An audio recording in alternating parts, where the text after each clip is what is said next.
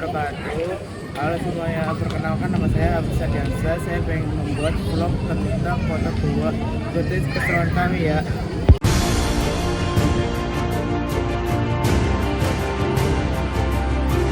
Kawasan Kota Tua Jakarta ini kan juga sempat menjadi sebuah kawasan selain pemerintahan, juga kawasan niaga, distrik bisnis tertua di Jakarta. Pertama apabila kita melihat sepanjang kiri kanan Jalan Kali Besar. Bagaimana saya bisa cerita arsitektur sejarah kota Jakarta kalau kita tidak menyimpan bangunan-bangunan cagar budayanya. Jadi dia penting untuk kita melihat ke depan sambil belajar dari masa lalu.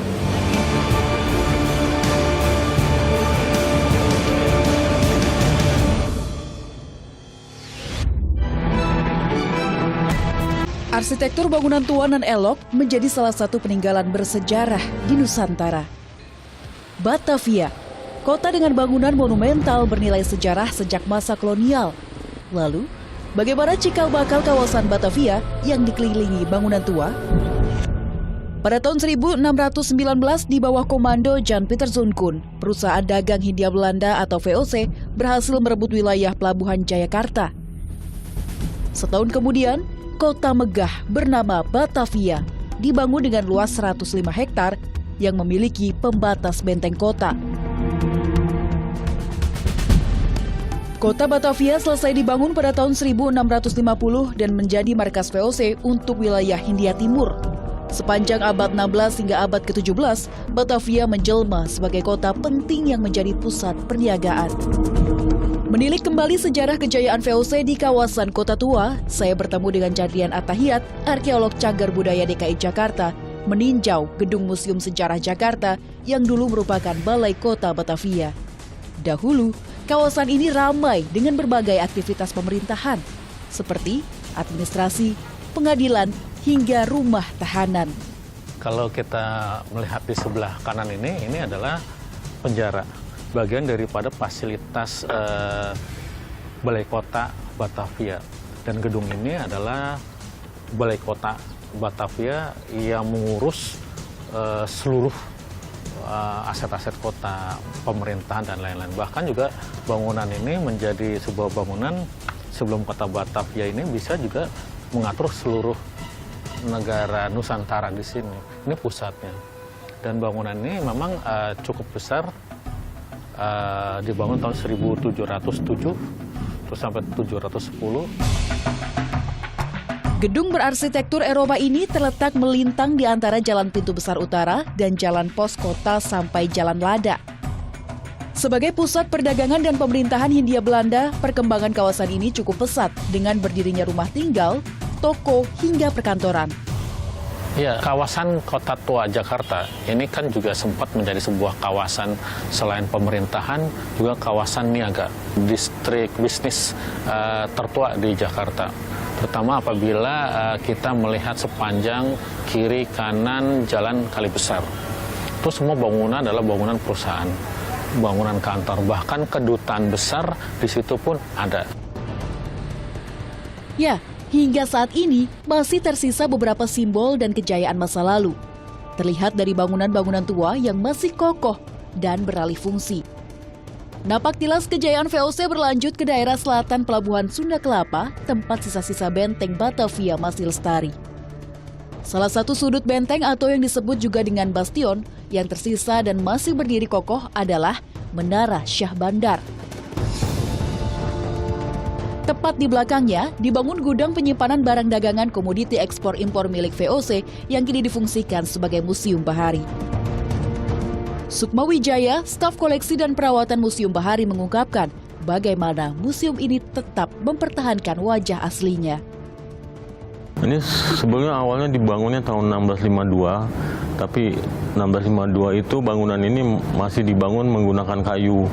Lalu ada menurut catatan sejarah 1670 terjadi kebakaran dan akhirnya tahun 1718 dimulailah dibangun kembali gudang yang menggunakan batu dan kayu-kayu jati yang besar yang seperti terlihat sekarang ini. Kita bisa lihat di setiap pintunya itu ada tulisan ANO yang menunjukkan tahun dibangunnya setiap ruangan di sini.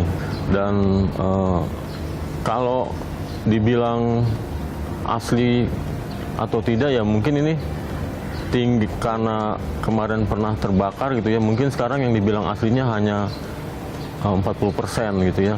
Maksudnya 40% itu karena yang sebagian terbakar itu memang sudah diganti konstruksi baru. Bangunan bekas gedung penyimpanan rempah VOC ini mengalami perbaikan dan pembugaran kembali akibat kebakaran sekitar 2 tahun lalu. Kali ini, saya bersama Danang Triratmoko, arsitek pelestari cagar budaya, menyusuri bangunan yang baru saja dipugar, yaitu gedung A3, C2, dan C3. Jadi setelah kebakaran, memang ditinjau ulang oleh tim ya, kira-kira harus mana yang diperbaiki dan bagaimana. Kalau yang C2 relatif karena dia masih strukturnya masih utuh, tinggal atap saja yang bongkar. Kemudian lantainya kita ganti, kemudian ditambahkan struktur baja tambahan saja untuk sampai ke atapnya selesai. Tapi untuk yang di C2 dan C3 karena dia C3 dan A3 karena dia yang 3 lantai ini relatif parah gitu, mau nggak mau kan kita harus bikin struktur baru. Menurut perencanaan kita akan ada struktur barunya ada baja. Nah, dengan struktur baja ini berarti karena tidak boleh, kan kita kalau pada prinsipnya intervensi terhadap bangunan lamanya seminim mungkin, itu prinsip konservasi. Jadi kita harus bikin struktur baja tambahan ini di luar bangunan yang ada. Lestarinya bangunan di kawasan Kota Tua ini menjadi memori kolektif masyarakat mengingat bagaimana kejayaan kolonial kala itu dalam membangun Batavia. Kota hasil rancangan JP Kuhn layaknya Amsterdam versi timur. Batavia dibangun dengan romantisme Eropa yang kental, jalan-jalan lurus dan teratur.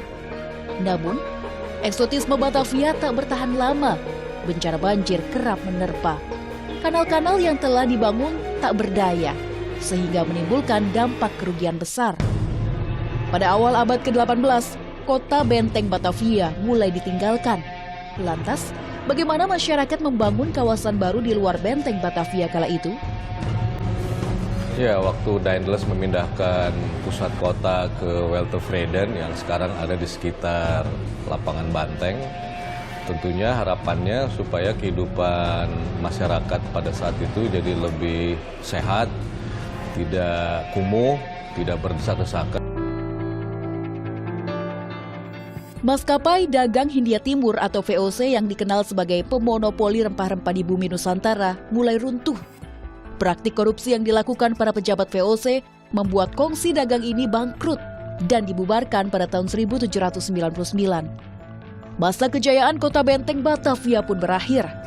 Setelah Hindia Belanda berada di bawah kekuasaan Prancis, pada tahun 1808, Herman William Daendels resmi diangkat sebagai Gubernur Jenderal Batavia dan menguasai Nusantara. Kebijakan awal Daendels kala itu adalah memindahkan kota Batavia yang sudah tidak sehat lagi ke daerah selatan yang lebih tinggi dan nyaman. Daerah baru tersebut diberi nama Weltevreden. Dari kota Batavia lama di sini, ini kan sudah dinyatakan sebagai kota tidak sehat dan dibongkar.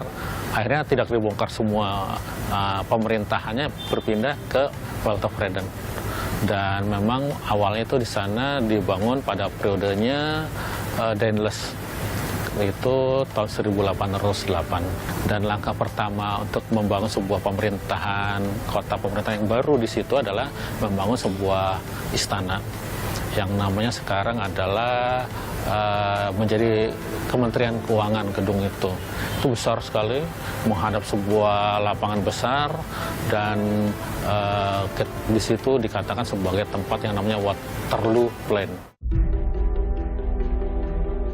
Berdasarkan instruksi pemindahan kota, kawasan ini memiliki bangunan-bangunan modern yang lengkap dengan fasilitas urban seperti jalan lebar, lapangan, dan taman. Sepanjang abad 18 hingga ke-19, kota Batavia berkembang sepenuhnya menjadi New Batavia, yang berbeda dengan Old Batavia atau Batavia Lama. Hal ini diungkapkan oleh anggota tim ahli cagar budaya, Bambang R. Yudawan. Ya, waktu Daendels memindahkan pusat kota ke Weltevreden yang sekarang ada di sekitar lapangan Banteng, Tentunya harapannya supaya kehidupan masyarakat pada saat itu jadi lebih sehat, tidak kumuh, tidak berdesak-desakan, sehingga arsitekturnya lebih fokus pada tanah yang lapang, rumah yang lebih sehat, tidak berimpit-impitan. Dan itu yang kemudian menjadi ciri pembangunan di Jakarta sejak awal abad ke-19. Bersamaan dengan tumbuhnya kota saat itu, kawasan urban kian meluas seperti di daerah Menteng dan Gondangdia. Banyak berdiri perumahan modern dan gedung pemerintahan baru berarsitektur megah dan indah. Menyusuri jejak sejarah peninggalan Batavia, kedudukan kolonial Belanda di Indonesia, khususnya Batavia, memang berlangsung lama. Namun, tahun 1942, Jepang tiba di Nusantara dan mengambil alih kekuasaan dari tangan Belanda. Lalu, bagaimana dengan nasib Batavia kala itu? Kalau buku cagar budaya itu seperti kalau di rumah kita punya album. Bagaimana kita bisa cerita tentang masa lalu kita, keluarga kita, leluhur kita, kalau nggak ada fotonya. Masa pendudukan Jepang yang relatif singkat tidak terlalu berpengaruh terhadap pembangunan kota Batavia. Namun, pada era ini timbul keinginan untuk melupakan warisan Hindia Belanda di Nusantara. Nama kota Batavia diubah menjadi Kota Jakarta, seiring penghancuran monumen serta patung peninggalan Belanda. Selanjutnya, pasca Indonesia merdeka pada awal 1960-an, Presiden Soekarno menggalakkan pembangunan sejumlah gedung dan monumen seantero wilayah Jakarta sebagai simbol kebanggaan nasional. Seiring perkembangan zaman, Jakarta tumbuh menjadi kota modern, dan Jakarta kian terus mempercantik diri dengan bangunan baru. Namun, bangunan sejarah sejak zaman penjajahan hingga pasca kemerdekaan tetap lestari hingga kini. Perjalanan panjang konservasi pada era kolonial hingga saat ini menjadi sebuah pekerjaan besar untuk mengenalkannya kepada generasi penerus. Hal ini merupakan upaya untuk menunjukkan pentingnya peran generasi muda dalam keberlangsungan konservasi cagar budaya sebagai identitas bangsa. Setiap masa memiliki sejarah bernilai yang patut dilestarikan. Sejarah warisan budaya telah mengubah kota metropolitan menjadi bermakna. Kalau buku cagar budaya itu seperti kalau di rumah kita punya album. Bagaimana kita bisa cerita tentang masa lalu kita, keluarga kita, leluhur kita, kalau nggak ada fotonya. Bagaimana saya bisa cerita arsitektur sejarah kota Jakarta kalau kita tidak menyimpan bangunan-bangunan cagar budayanya. Jadi dia penting untuk kita melihat ke depan sambil belajar dari masa lalu. Ya, menjaga dan merawat cagar budaya bukan perkara mudah. Hal ini menjadi tanggung jawab bersama. Jakarta dengan berjuta cerita di setiap sudutnya, selayaknya tumbuh dengan narasi yang kaya akan sejarah.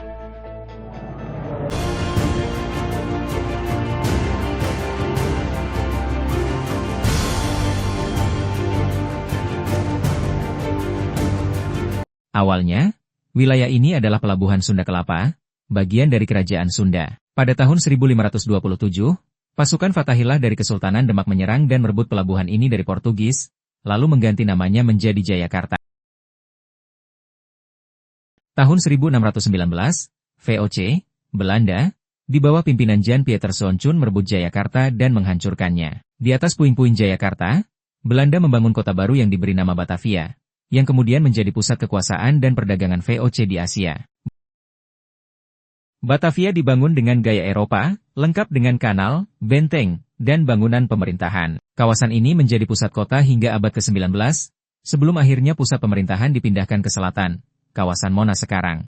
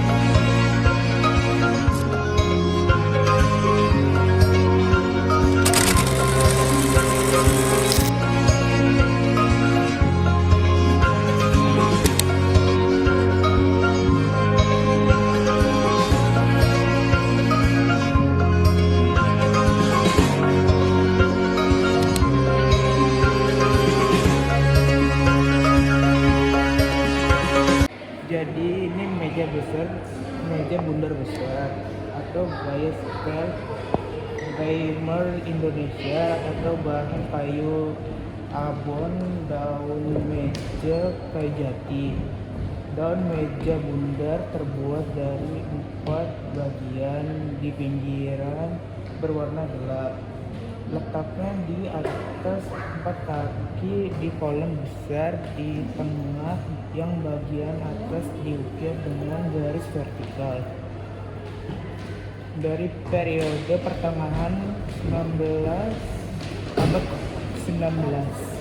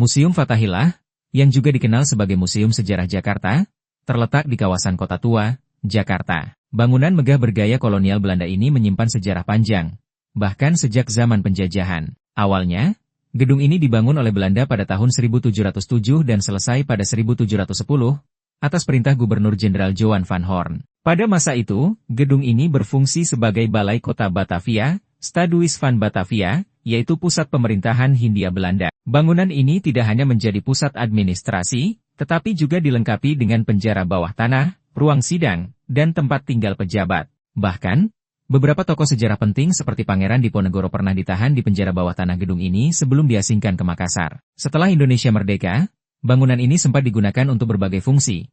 Hingga akhirnya pada 30 Maret 1974, gedung ini diresmikan sebagai Museum Sejarah Jakarta oleh Gubernur DKI Jakarta saat itu, Ali Sadikin. Nama Museum Fathahillah sendiri diambil dari nama Fathahillah, tokoh yang berjasa dalam merebut Sunda Kelapa dari Portugis dan mengubah namanya menjadi Jayakarta pada tahun 1527. Sekian dari vlog saya. Wassalamualaikum warahmatullahi wabarakatuh.